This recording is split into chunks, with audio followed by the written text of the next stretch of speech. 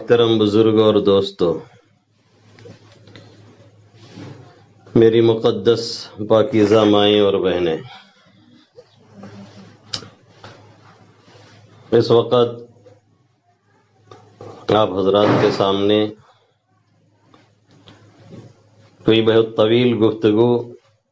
کوئی لمبی چوڑی تقریر نہیں کرنی ہے۔ بعد نماز مجھے یہ اشارہ ملا کہ تھوڑی دیر آپ حضرات کے درمیان کچھ بات کی جائے، تو میں نے بھی اسے اپنی سعادت سمجھی، اور علماء کا یہ فریضہ ہے کہ جہاں بھی جائیں، یا یہ کہہ لیا جائے کہ جن کو بھی دین کی جو باتیں معلوم ہیں ان کا یہ فریضہ ہے کہ جہاں بھی جائیں تو جتنا ان کے پاس ہے جو پہنچا سکتے ہیں، لوگوں کو بتا سکتے ہیں، بتانے کی کوشش کریں،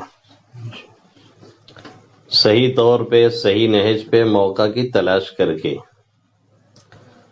جب صحیح باتیں صحیح طریقے سے صحیح موقع پہ کی جاتی ہیں تو عام طور پہ اس کا فائدہ ضرور ہوتا ہے۔ آج نہیں تو کل، کل نہیں تو پرسوں صحیح بات اپنا اثر ضرور دکھا دیتی ہے۔ اگر اثر نہیں دکھاتی تو اس کا مطلب یہ ہے کہ یا تو صحیح بات نہیں تھی، یا تو بات تو صحیح تھی لیکن طریقہ صحیح نہیں تھا، یا بات اور طریقہ سب صحیح تھا لیکن موقع محل نہیں تھا، سننے والے نے سنا ہی نہیں جیسے سننا چاہیے تھا، تو پھر کوئی نتیجہ عام طور پہ نہیں نکلتا ہے، جیسا کہ آج کل ایسے ہی ہوتا ہے۔ تو اس وقت مجھے یہ اشارہ ملا کہ تھوڑی دیر باتیں کی جائیں، تو میں نے بھی اپنی سعادت سمجھی کہ یہ جو مختصر سے یہاں کا سفر ہوا ہے، کیوں نہ ہم اسے ایک دین کا حصہ بنا لیں۔ تھوڑی دیر ہم بھی بات کریں، آپ بھی سنیں، ہم بھی سنیں، تو اس میں ہمیں بھی ثواب ملے گا اور آپ کو بھی ملے گا، کیونکہ یہ تو ایسی مجلسیں ہیں کہ جہاں پہ بیٹھنے والوں کا ذکر اللہ رب العزت فرشتوں کے درمیان کرتا ہے۔ حدیث میں ہے کہ اللہ کے حبیب صلی اللہ علیہ وسلم نے فرمایا کہ ہم الجلساء لا یشقى جلیسهم،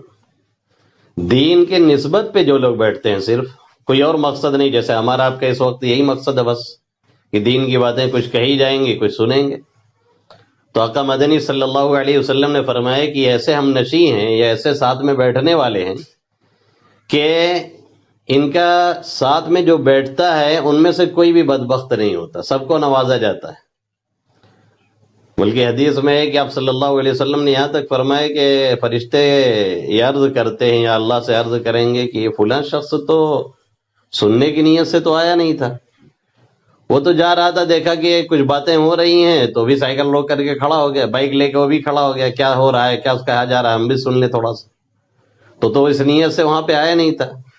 اللہ فرمائے گا کہ بھائی بس آ گیا تھا نا وہاں پہ، شرکت ہو گئی، بس کام اس کا ہو گیا، کافی ہے۔ تو اتنی فضیلت صرف دینی باتیں کہنے اور سننے کی ہے، اور پھر عمل کا مرتبہ بعد میں آتا ہے۔ جب آدمی سنے گا تبھی تو عمل کرے گا۔ ہم لوگوں میں سے بہت سے لوگوں کا خیال، خاص طور سے آج ہمارے جو ینگ بلڈ ہے، نیو جنریشن ہے، ان کا یہ ذہن میں بات ان کے ذہن میں آتی رہتی ہے، اور عمومی طور پر وہ دینی مجلسوں میں نہیں جاتے ہیں، وہ یہی سوچ کے نہیں جاتے ہیں کہ عمل ہی نہیں کرنا ہے تو کیا جائیں۔ بھائی عمل کا نمبر بعد میں آتا ہے، پہلا نمبر ہے سننا۔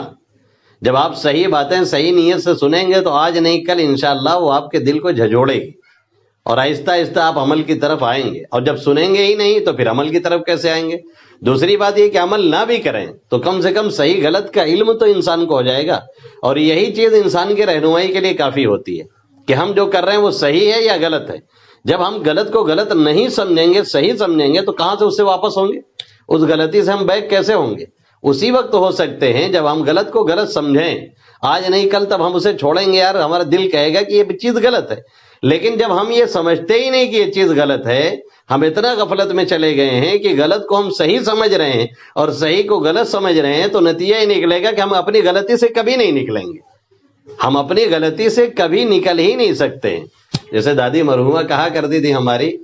کہ سویا ہوا آدمی ہو تو جگایا جائے، جاگے ہوئے آدمی کو کیا جگانا۔ اب ایک آدمی پڑا ہوا فجر میں، نیند اس کی کھل چکی ہے، اب اس کو ہم کیا جگائیں گے؟ بھائی وہ جاگ رہا ہے، ہم اس سے بار بار کہیں آپ اٹھ جاؤ اٹھ جاؤ، وہ اٹھا ہوا ہے، اب سوئے ہوئے کو جگایا جاتا ہے، جاگے ہوئے کو نہیں جگایا جاتا ہے۔ تو جب ہم کو پتا ہے کہ صحیح کیا ہے غلط کیا ہے، تب نہ ہم اس سے پھر باز آئیں گے کسی نہ کسی دن۔ اور اگر پتہ ہی نہیں تو آدمی وہ غفلت میں نہ معلوم کیا کیا کرتا چلا جائے گا۔ تو ایک موقع الحمدللہ ہم کو ملا 10-15 منٹ کے لیے، تو ایک ہم نے 2 آیتیں پڑھی ہیں اللہ کے حبیب صلی اللہ علیہ وسلم کی، ایک چھوٹی سی حدیث شریف پڑھی ہے۔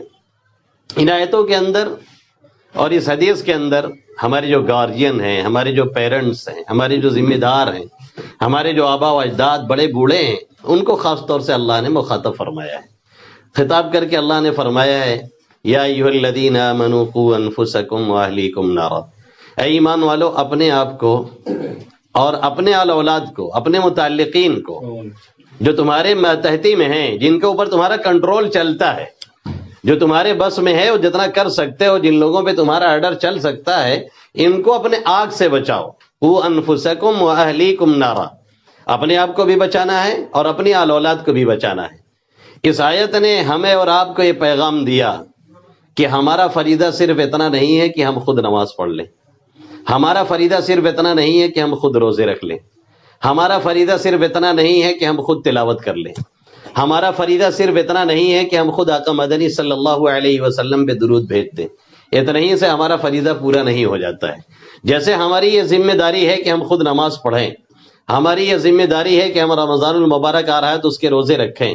ہماری یہ ذمہ داری ہے کہ ہم تلاوت قرآن کریں، ہماری یہ ذمہ داری ہے کہ ہم کلمہ اور درود کی پابندی کریں۔ ایسے ہی ہماری ذمہ داری یہ بھی ہے کہ ہماری جو آل اولاد ہیں، ہمارے جو بیوی بچے ہیں، ہماری ماتحتی میں جو لوگ آتے ہیں، جن کو بھی ہم کوئی بات آسانی سے دین کی پہنچا سکتے ہیں اپنے ارد گرد، سب کی ذمہ داری ہمارے اوپر یہ بنتی ہے کہ ہم ان کو بھی صحیح لائن پہ لانے کی کوشش کریں۔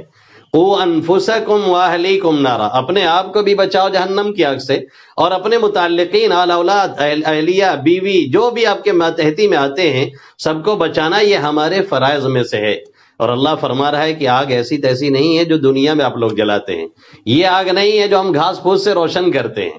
یا آج کے ماڈرن دور میں جو ہم گیس سے جلا لیا کرتے ہیں۔ یہ آگ کی کیفیت کیا ہے کہ ہمارے اس آگ کی حالت یہ ہے جو ہم اپنے ہاتھوں سے جلاتے ہیں، اس کی صورتحال یہ ہے کہ ہمارا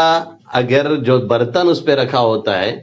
اس پہ ہاتھ ڈائریکٹلی لگ جائے، انڈائریکٹ نہیں، ڈائریکٹلی، بغیر کسی واسطہ کے، بغیر کسی صافی وغیرہ کے، تو پورا دن ہم سی کرتے ہوئے گزار دیتے ہیں، چھالے پڑ جاتے ہیں، دوائیں کھانی پڑتی ہیں درد کے بھی اور لگانے کی بھی استعمال کرنی پڑتی ہیں، جبکہ یہ آگ ہم نے اپنے ہاتھوں سے جلائی ہے اور اس کا پاور بہت زیادہ نہیں ہوتا ہے۔ پھر آپ فیکٹریوں کے چکر لگائیے جہاں پہ لوہے بنائے جاتے ہیں، جہاں پہ شیشے پگھلا کر کے اس کے بہت سی چیزیں بنائی جاتی ہیں، چوڑیوں کے کارخانے میں جائیے تو وہاں آگ، وہاں جو ہے اس آگ کے مقابلے میں کئی ہزار پاور کے اعتبار سے آگ تیز ہوتی ہے۔ ہم جیسے گجرات میں گئے تو ایک فیکٹری کو دکھلایا گیا جہاں پہ سریا تیار ہوتا ہے، تو اس کی آگ کو انہوں نے نامعلوم کتنا بتایا کہ یہ کتنے پاور ہے۔ ایک طرف سے پورا موٹی موٹی لوہے کی چادر،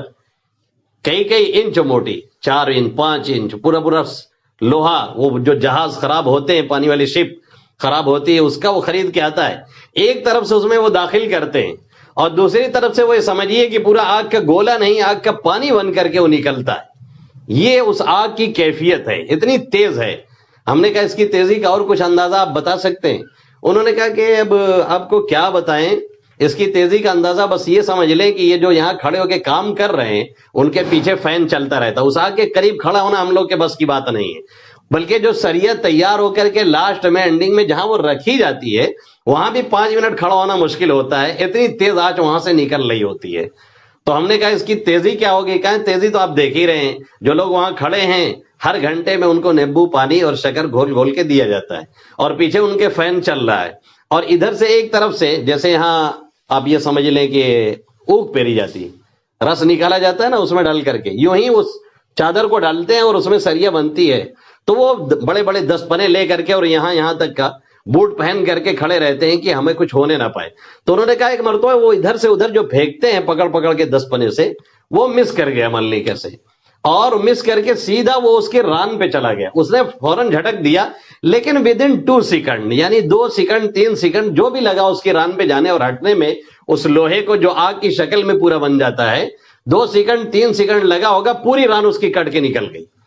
اب آپ اس کا اندازہ سمجھ سکتے ہیں کہ کتنی تیز وہ آگ ہوتی ہے۔ اللہ فرما رہا ہے جس آگ سے ڈرنے اور ڈرانے کی بات میں کر رہا ہوں نا، وہ آگ اس سے بھی کہیں زیادہ خطرناک ہے. وہ تم نے نہیں جلائی ہے، وہ یہاں کے تیل سے نہیں جلائی گئی ہے، یہاں کے پیٹرول سے نہیں جلائی جا رہی ہے، وہ یہاں کے وہ کوئلے جو پتھریلے ہوتے ہیں جس سے یہ آگیں جلائی جاتی ہیں وہ نہیں ہے، وہ تمہارے اپنے چولہوں سے نہیں جلائی گئی ہے، وہ گیس سلنڈر کے ذریعے سے نہیں جلائی گئی ہے. یہ تو بہت معمولی آگ ہے. اللہ فرما رہا ہے قوا انفسکم واہلیکم نارا وقودها الناس والحجارہ، جس کا ایندھن یہ حضرت انسان ہوں گے، انسانوں سے جس آگ کو سلگایا اور جلایا جائے گا. والحجارہ، اور ایندھن کون ہوں گے؟ پتھر ہوں گے. کون پتھر؟ جن کو پوجا جاتا ہے، جن کو معبودان باطلہ کہا جا سکتا ہے، جہاں شرک ہوتا ہے اور شرکیہ کام ہوتے ہیں، دوسرے کو پوجا جاتا ہے، اللہ کو چھوڑ کر کے ان سے مرادیں مانگی جاتی ہیں، ان کو فریاد یہ سمجھا جاتا ہے، اور یہ سمجھا جاتا ہے کہ ہمارے کچھ کام آنے والے، یہ سمجھا جاتا ہے کہ حلال مشکلات ہیں،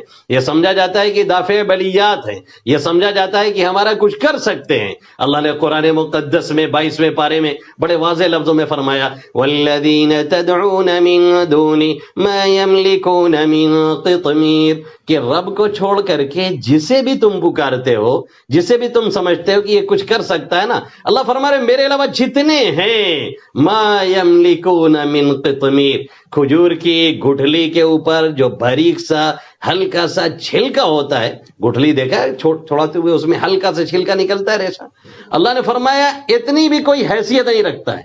اتنی بھی کوئی طاقت نہیں رکھتا ہے، اتنا بھی کوئی اختیار نہیں رکھتا ہے. تو جو ہمارے علاوہ جن کو لوگ پوج رہے ہیں ان کو بھی جہنم کا ایندھن ہم بنا دیں گے. کیوں بنائیں گے؟ یہ دکھلانے کے لیے، یہ بتلانے کے لیے، یہ سمجھانے کے لیے کہ جن کو تم پوج رہے تھے اور سمجھ رہے تھے کہ یہ کچھ کام آئیں گے، وہ خود اپنا بچاؤ نہیں کر پا رہے ہیں تو تمہارے کام کیا آئیں گے. اسی کو اللہ نے 17ویں پارے میں فرمایا انکم وما تعبدون من دون اللہ حصب جہنم انتم لها واردون، کہ اللہ کو چھوڑ کر کے جس کو تم لوگ پوج رہے ہو سب کو جہنم کا ایندھن بنا کر کے رکھ دیں گے. یہ دکھا دیں گے کہ جس پہ تکیہ تھا وہی تو ہوا دینے لگے، جس پہ بھروسہ کر کے بیٹھے تو ان کی حالت یہ ہے تو پھر اپنا حال سب لوگ سمجھ لو. اسی لیے گھبراہٹ کے مارے خوفزدہ ہو کر کے جو اس طرح کے کام اس دنیا میں کرتے تھے کہیں گے واللہ ربنا ما کننا مشرکین، ربا ہم تو شرک نہیں کرتے تھے، ہم تو کچھ کرتے نہیں تھے، لیکن ظاہر ہے وہاں جھوٹ تو چلنے والا نہیں، سارا کچا چٹا تو وہاں کھل جائے گا،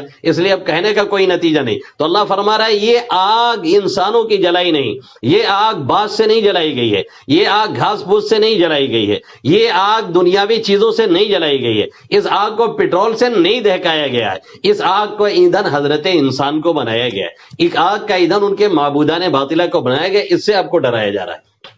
اس سے ہمیں ڈرایا جا رہا ہے. قوا انفسکم واہلیکم نارا وقودها الناس والحجارہ. پھر آگے جو پوزیشن ہے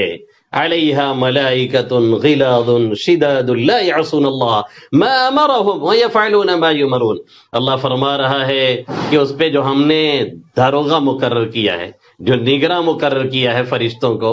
تو وہ کیسے ہیں؟ ملائکۃ غلاظ، بہت سخت مزاج ہیں، شداد، بہت تند خو ہیں، مزاج میں نرمی نام کی کوئی چیز نہیں ہے. دنیا میں کیا ہوتا ہے، ہم کسی کے ساتھ سختی کرتے ہیں، اگر وہ رونے لگتا ہے، اگر وہ چلانے لگتا ہے، درد کا اظہار کرنے لگتا ہے تو پھر ہم ترس کھا جاتے ہیں، ہمارا دل بھی نرم پڑ جاتا ہے، ہم بھی تھوڑا سا نارمل ہو جاتے ہیں، معاف کرنے پہ آ جاتے ہیں. اللہ فرما رہا ہے وہاں پہ جن لوگوں کے ڈیوٹی پہ لگا دیا گیا ہے ملائکۃ غلاظ شداد، ایک سخت مزاج ہیں، تند خو ہیں، ذرہ برابر ان کے اندر نرمی ہے ہی نہیں. ہم نے وہ میٹیریل اور مادہ ان کے خمیر میں ملایا ہی نہیں ہے جس کے ذریعے سے ان کے اندر رحم آئے. اس لیے جس کاروائی پہ ان کو لگایا گیا ہے، یعنی لوگوں کو سزا دینا، لوگوں کو جلانا، لوگوں کو پیٹنا، لوگوں کو مارنا، یہ وہ کرتے رہیں گے، ذرہ برابر اس میں کوئی کمی آنے والی نہیں ہے. اور کمی آئے گی کیوں؟ لا یعصون اللہ ما امرهم ویفعلون ما یؤمرون، کہ وہ اللہ کی ذرہ برابر نافرمانی نہیں کرتے، نہ کر سکتے ہیں،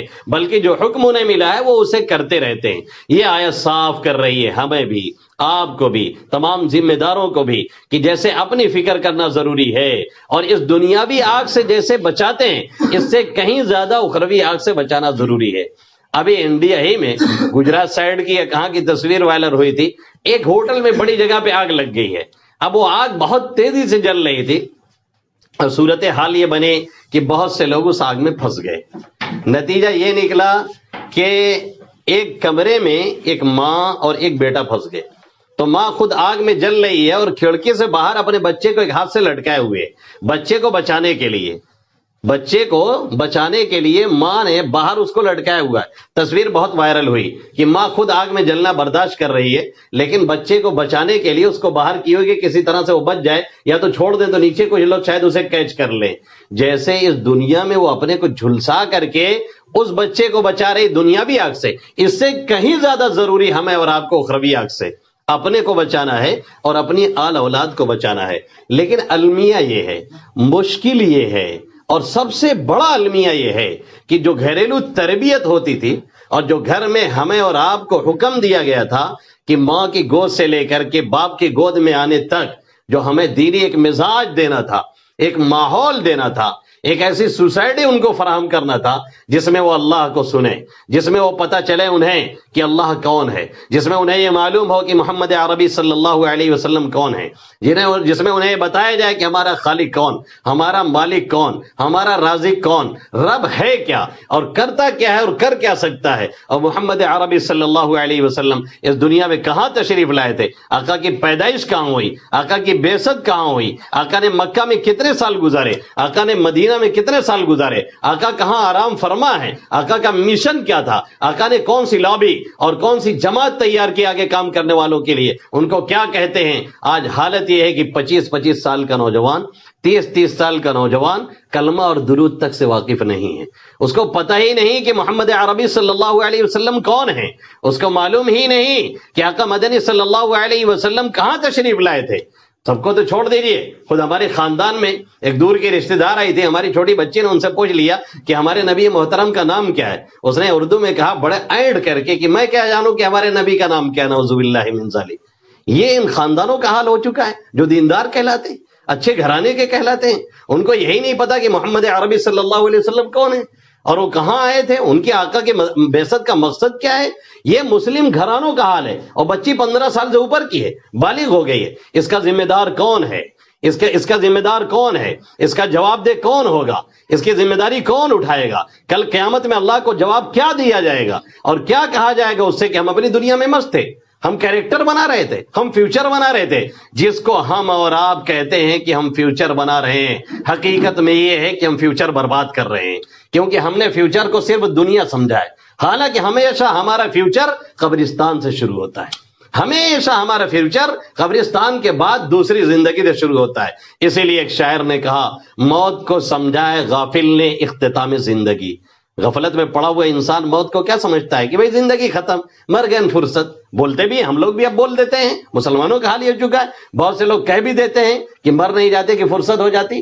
موت کو سمجھائے غافل نے اختتام زندگی ہے یہ شام زندگی، صبح دوام زندگی۔ ایک زندگی کی شام ہوتی ہے اور ایک نہ ختم ہونے والی زندگی کی صبح ہوتی ہے، جس کے بارے میں ہم بھی غافل ہیں، آپ بھی غافل ہیں، بلکہ کہہ لیا جائے کہ پورے ورلڈ کے مسلمان غفلت میں ایک طرح سے شکار، عمومی مزاج بن چکا ہے، تو کچھ غلط نہیں ہوگا۔ بچے ماؤں کے پیٹ میں ہیں، ماؤں کا حال کیا ہے، وہی گانے ہیں، وہی گیت ہے، وہی طرح طرح کے سنگیت ہے، وہی سیریل ہے، وہی اس طرح کی دن و رات چیزیں ہیں۔ پھر اس کے بعد بچے گود میں آتے ہیں، مائیں ہیں اس کو لے کر کے دودھ پلا رہی ہیں، پتہ چلا کہ سنیما دیکھ رہی ہیں، ٹی وی دیکھ رہی ہیں، گانے سن رہی ہیں اور اس طرح کی حرکتیں کر رہی ہیں۔ اب بچہ اسی ماحول میں پل رہا ہے، اسی ماحول میں بڑھ رہا ہے، آہستہ آہستہ وہی چیزیں ہیں۔ پھر باپ کی حالت یہ ہے کہ وہ صبح آفس چلا جاتا ہے، 10 بجے اٹھتا ہے، جب بچے اس سے پہلے اسکول جا چکے ہوتے ہیں، اور اسکول بھی مکتب میں ہمارے بچے جلدی اب نہیں جاتے ہیں، بلکہ KG میں جاتے ہیں، جہاں انہیں RAT ریڈ تو سکھایا جاتا ہے، CAT کیٹ تو سکھایا جاتا ہے،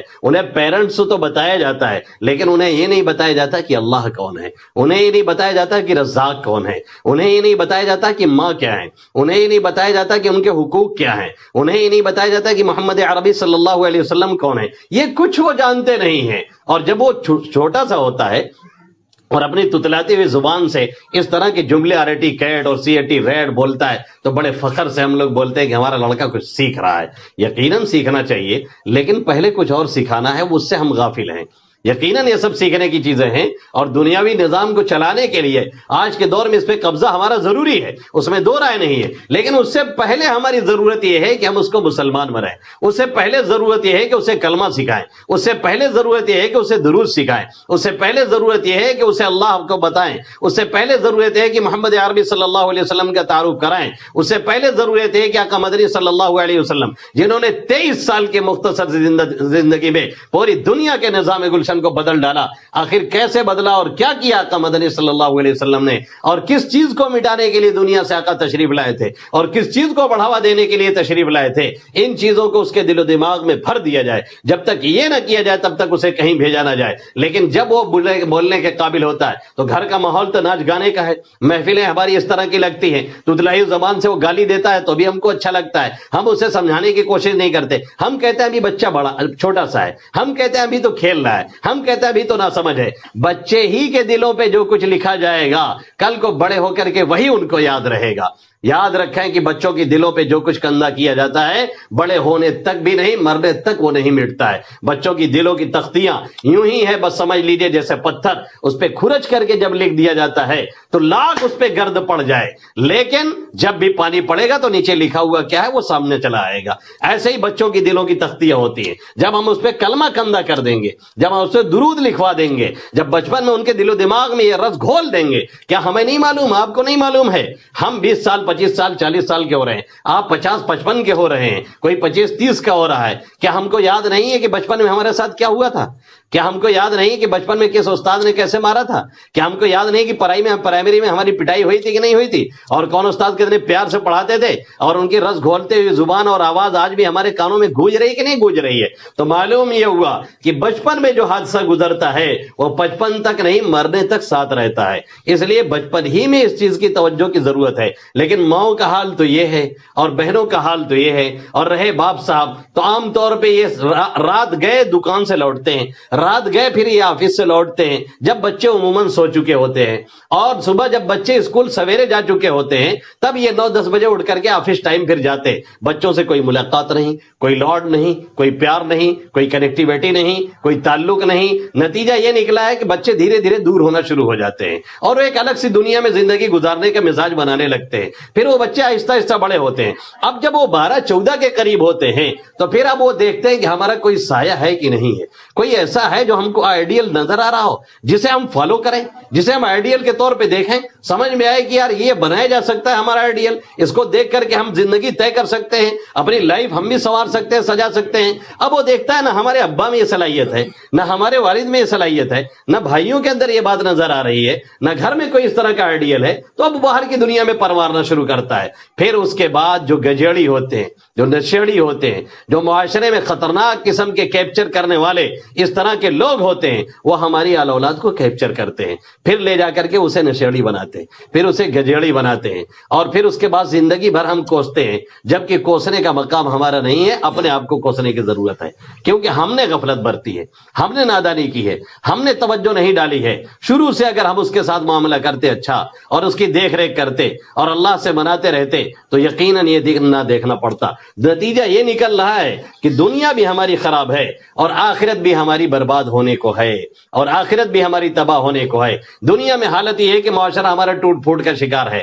باپ پریشان بیٹا سے، دیش پریشان نیتا سے۔ صورتحال یہی چل رہی ہے پورے ملک کے اندر اور پورے ورلڈ کے اندر کہ ہر باپ اپنے بیٹے کی شکایت کر رہا ہے، ہر ماں اپنے بچے کی شکایت کر رہی ہے، ہر ماں اپنی بچی کی شکایت کر رہی ہے، ہر بوڑھا بیٹھ جاتا ہے تو 4 بوڑھے جمع ہوتے ہیں اپنے نوجوانوں کی شکایت شروع کر دیں۔ بھائی یہ شکایت پیدا کیوں ہو رہی ہے؟ ریزن کیا ہے؟ سبب کیا ہے؟ اسباب کیا ہیں؟ ان اسباب کی طرف ہم لوگ غور نہیں کرتے۔ اسباب یہی ہے کہ دینی اور اسلامی جو تربیت دینی چاہیے تھی، جو ماحول فراہم کرنا چاہیے تھا، جو ماحول کریٹ کرنا چاہیے تھا ہمیں اور آپ کو مل کر کے اپنے گھر کا، کم سے کم اتنا تو ہمیں اختیار تھا، لیکن ہم نے وہ بھی نہیں کیا۔ نتیجہ یہ کہ ہماری اولاد ہمارے ہاتھوں سے جا رہی ہے، غیروں کے قبضے میں جا رہی ہے۔ پھر اس کے بعد کل قیامت میں اسی اولاد کا جو فیوچر بنانے کے لیے ہم نے اپنا دین اور ان کا دین بیچا اور برباد کیا، کل قیامت کو کھڑے ہو کر کے کہیں گے ربنا انا اطعنا سادتنا سادتنا و کبرانا فضلونا السبیل. ہمارے گارجین، ہماری بہنیں، ہمارے مائیں کال کھول کر کے سنیں، جن کا مستقبل بنانے کے لیے ہم اپنا مستقبل داؤ پہ لگائے ہوئے ہیں،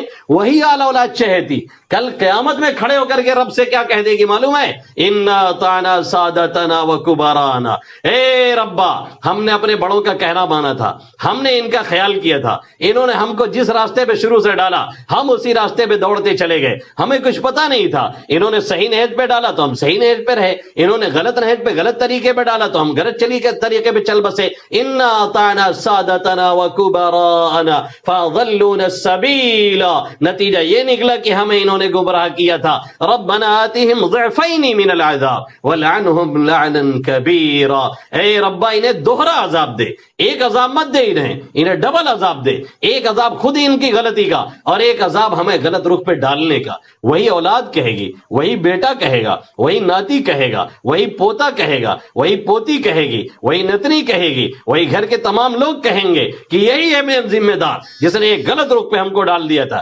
یہی ہے غلط قسم کا انسان جس نے سوچا نہیں کہ ہم ان کو کہاں لے کر کے جا رہے ہیں، اور نہ کلمہ سکھایا، نہ درود سکھایا، نہ اللہ کی محبت دل میں رچایا اور بسایا، نہ اس طرح کی باتیں سکھائی، نہ دینداروں سے تعلق رکھا اور نہ تعلق رکھنے دیا، نہ اس طرح کی باتیں ہمارے کانوں میں آئی. ہم چلتے چلے گئے اور ایک دنیا اپنی بناتے چلے گئے اور سمجھتے رہے کہ کیریکٹر بہت صحیح ہے، سمجھتے رہے کہ فیوچر بہت شاندار ہے. لیکن مرنے کے بعد تو راز کھلا کہ اصل فیوچر یہ تھا، لیکن راز کھلنے کا تب کوئی نتیجہ نہیں ہوتا. یومئذ یتذکر الانسان وانى له الذکری. اب انسان نصیحت حاصل کرنا چاہتا ہے جب مرنے لگتا ہے یا مر جاتا ہے، لیکن اب ٹائم نکل چکا ہوتا ہے، اس لیے کہ دنیا دارالعمل ہے، کرنے کا ٹائم یہاں پہ ہے. جب کریں گے تب نہ بوئیں گے. بھئی برسات آتا ہے تو ہر آدمی کھیت میں دوڑتا ہے، ہر آدمی بیج ڈالتا ہے، ہر آدمی ہنگاتا ہے، ہر آدمی وہاں کوشش کرتا ہے، ہر آدمی یوریا مارتا ہے، ہر آدمی جا کر کے جو کوشش ہو سکتی تب کرتا ہے. تب 4 مہینے کے بعد غلے اس کو ملتے ہیں. اگر وہ ان ٹائم میں جب محنت کرنے کا وقت ہے نہ کرے،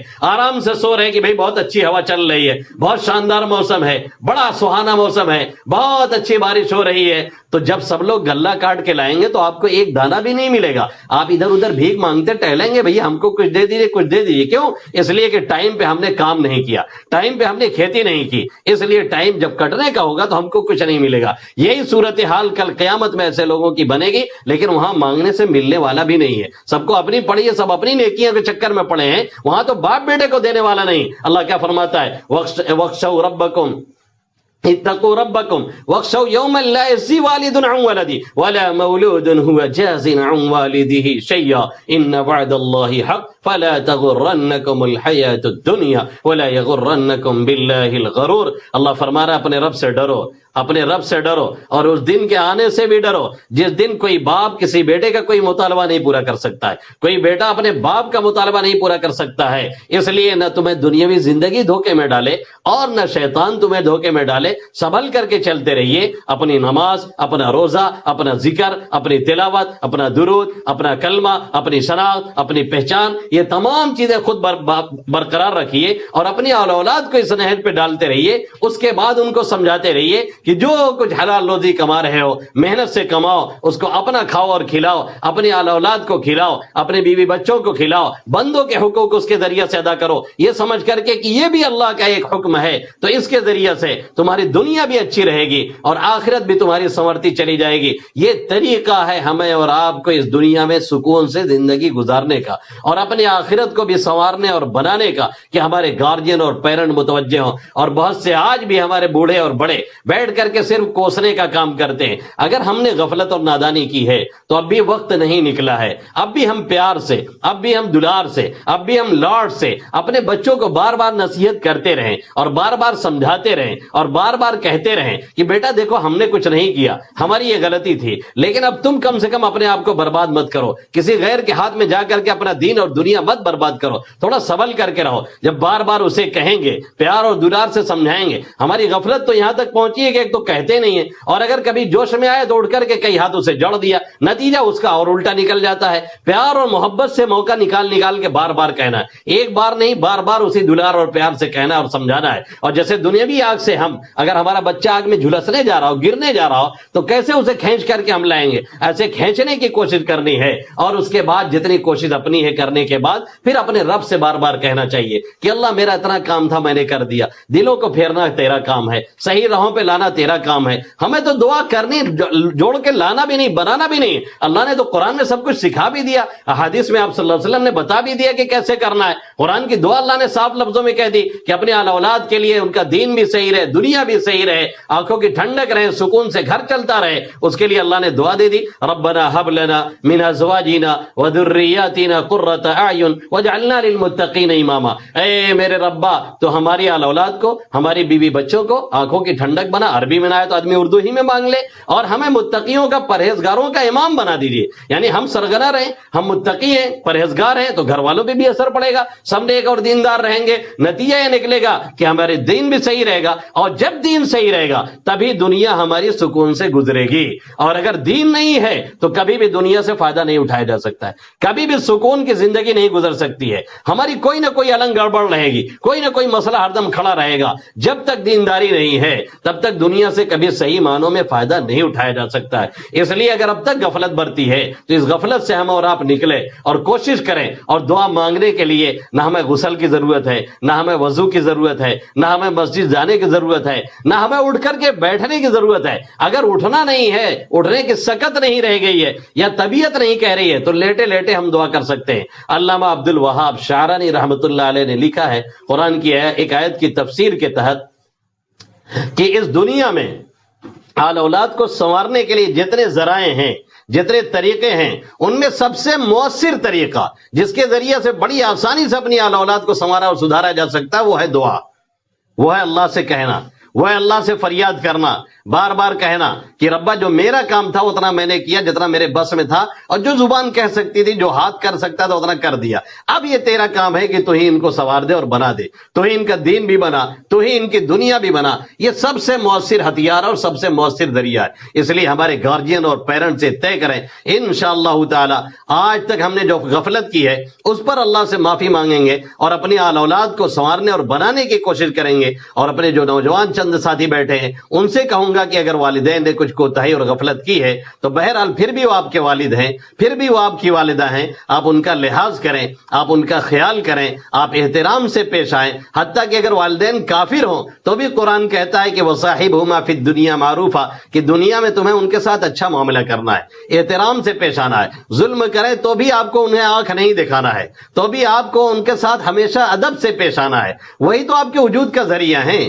وہی تو آپ کے دنیا میں آنے کا ذریعہ ہیں، انہوں نے ہی تو آپ کو انگلیاں پکڑ پکڑ کے چلنا سکھائی ہے، وہی انگلی آپ ان کے اوپر اٹھا رہے ہیں، کوئی اچھی بات نہیں ہے۔ انہوں نے آپ کو دروازہ کھولنا سکھایا ہے، جب آپ چھوٹے سے تھے ہاتھ لگا کے دھکے مارتے تو کھلتا نہیں تھا، تو باپ اوپر سے تھوڑا سا سہارا دے دیتا تھا، تب جا کر کے دروازہ کھل جایا کرتا تھا، تو آپ سمجھتے تھے کہ ہم نے کھول دیا ہے، تو آپ کو حوصلہ ملتا تھا، آپ دھیرے دھیرے آگے بڑھے ہیں۔ اب انہیں حوصلے سے جب آپ بہت اونچے چلے گئے ہیں تو اپنے ماں باپ کو کچھ سمجھتے نہیں، کوئی اچھی بات نہیں ہے۔ آپ اپنا تعلق ان سے مضبوط رکھیے، ان کی دعائیں لیتے رہیے، اور کچھ نہیں اگر آپ ان کے لیے کر سکتے ہیں تو رب اغفر لی ولوالدی وارحمہما کما ربیانی صغیرا، اللہ میری مغفرت فرما، میرے والدین کی مغفرت فرما اور ان پر رحم فرما، ایسے ہی جیسے بچپن میں انہوں نے میرے ساتھ اچھا کیا اور میری تربیت کی۔ ایک علامہ ہیں ابو حیان، بہت زبردست عالم گزرے ہیں، انہوں نے لکھا کہ اگر کوئی اپنے والدین کی خدمت وغیرہ کسی وجہ سے نہیں کر پا رہا ہے لیکن یہ دعائیں مستقل پڑھتا ہے، رب اغفر لی ولوالدی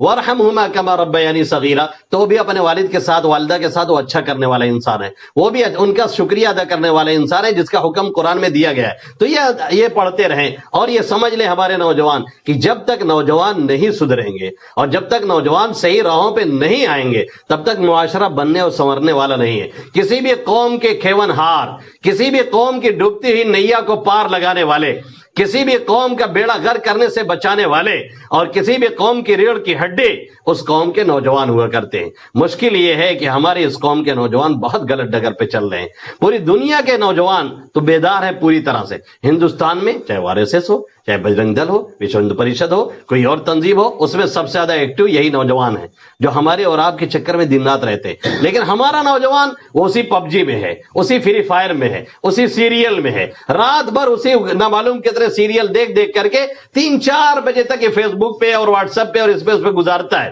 اور فجر ہوتے ہوتے 2-4 میسج دین کا ڈال کر کے اس کے بعد فجر چھوڑ کر کے 10 بجے تک سوتا ہے۔ کیا زمانے میں پنپنے کی یہی باتیں ہیں؟ یہ طریقہ پنپنے کا نہیں ہے۔ اس لیے آئیے مل کر کے عہد کریں، انشاءاللہ تعالی آج سے ایک نئی زندگی کی بنیاد ڈالیں گے۔ اللہ ان چند باتوں پہ ہمیں بھی عمل کرنے کی توفیق نصیب فرمائے، اور آپ سبھی حضرات کو حیات باقی، ملاقات باقی، بہت سی باتیں بھی باقی ہیں، پھر کبھی آئیں گے تو انشاءاللہ کریں گے۔ درود شریف پڑھ لیں، دعا کر لی جائے۔